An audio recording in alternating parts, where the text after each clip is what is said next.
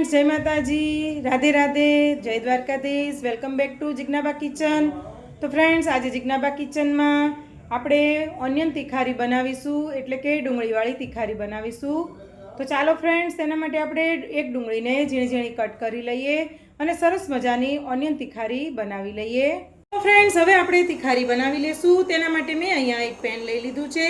તેમાં આપણે 2 થી 3 ટેબલ સ્પૂન ઓઇલ એડ કરીશું અને હવે તેલને આપણે આવવા દેશું.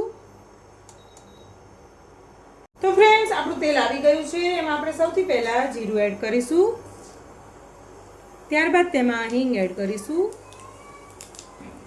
ત્યારબાદ અહીંયા મેં 1 નંગ ડુંગળી કટ કરીને લઈ લીધી છે, તે એડ કરી દઈશું.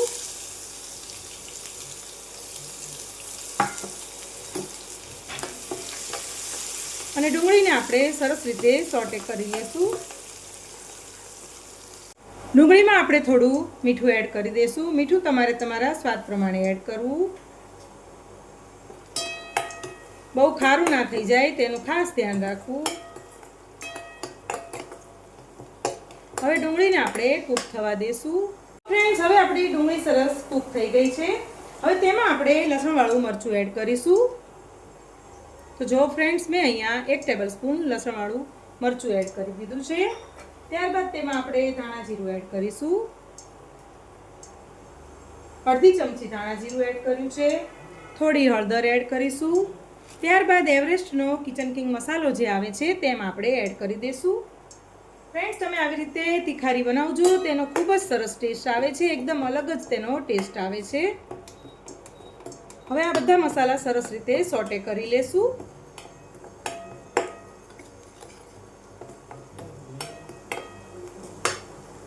આપણા મસાલા સરસ સોટે થઈ ગયા છે. હવે તેમાં આપણે દહીં એડ કરી દઈશું.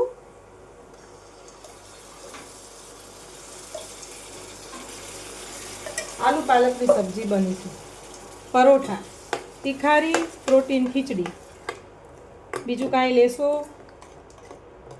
છાશ બનાવું છું. તો જો ફ્રેન્ડ્સ, આપણે દહીં અંદર એડ કરી દીધું છે.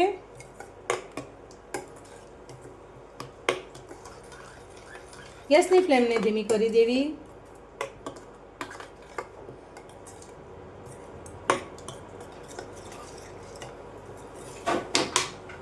ફ્રેન્ડ્સ, હવે આપણી કાઠિયાવાડી સ્ટાઇલ તિખારી રેડી થઈ ગઈ છે અને હવે આપણે ગેસની ફ્લેમને બંધ કરી દઈશું. જો ફ્રેન્ડ્સ, એકદમ રેડી થઈ ગઈ છે અને હવે આપણે તિખારીને સર્વ કરી લેશું. ફ્રેન્ડ્સ, હવે આપણે તિખારીમાં ધાણા એડ કરી દઈશું અને હવે તિખારીને આપણે સર્વ કરી લેશું. તો ફ્રેન્ડ્સ, જો કેવું સરસ આલુ પાલકનું શાક બની ગયું છે. પ્રોટીન ખીચડી બનાવી દીધી છે, તિખારી પણ બની ગઈ આપણી. અને હવે સરસ મજાનું પરોઠા રેડી કરીશું. ત્યારબાદ આપણે તિખારીને ડીશ સાથે સર્વ કરીશું. તો જો ફ્રેન્ડ્સ, સરસ મજાના પરોઠા બની રહ્યા છે તિખારી સાથે ખાવા.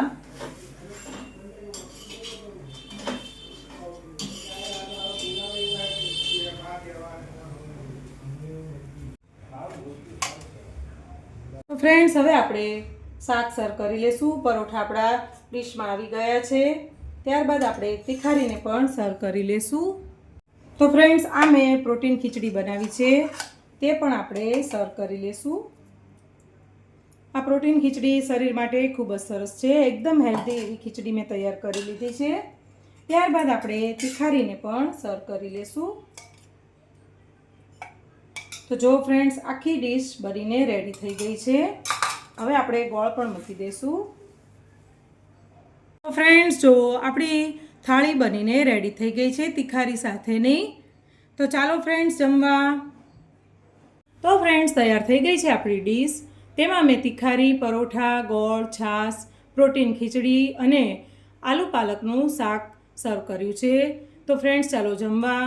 અને હા ફ્રેન્ડ્સ, જો તમને મારી આ રેસીપી ગમતી હોય તો મારી ચેનલને લાઇક, શેર અને સબસ્ક્રાઈબ કરજો અને પેલી બેલ આઇકોન પ્રેસ કરવાનું ભૂલતા નહીં. અને હા ફ્રેન્ડ્સ, મારા ફેસબુક પેજને પણ લાઇક કરવાનું ભૂલતા નહીં. તો ફ્રેન્ડ્સ, ચાલો ફરીથી મળીશું નવી એક વાનગી સાથે જિજ્ઞાબા કિચનમાં.